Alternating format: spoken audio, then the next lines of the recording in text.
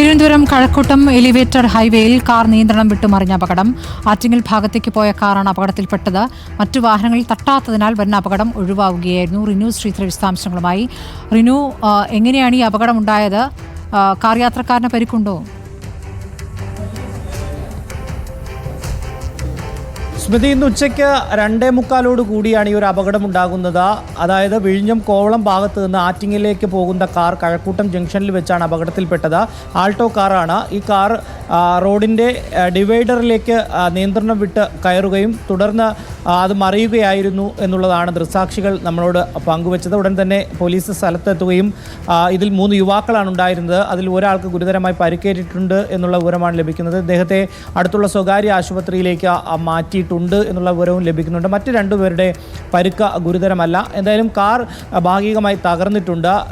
തലകീഴായി മറിഞ്ഞ് 1-2 തവണ മറിഞ്ഞ് പോയി എന്നുള്ളതാണ് ദൃക്സാക്ഷികൾ പറയുന്നത്. ഇന്നിപ്പോൾ 2:45 കൂടിയാണ് കഴക്കൂട്ടം എലിവേറ്റഡ് ഹൈവേയിൽ വെച്ച് ഇത്തരമൊരു അപകടം ഉണ്ടായത്. സ്മൃതി, ശരി, അപകടത്തിൽ കാർ തലകീഴായി മറിയുകയായിരുന്നു. ദൃശ്യങ്ങളാണ് പ്രേക്ഷകർ കാണുന്നത്.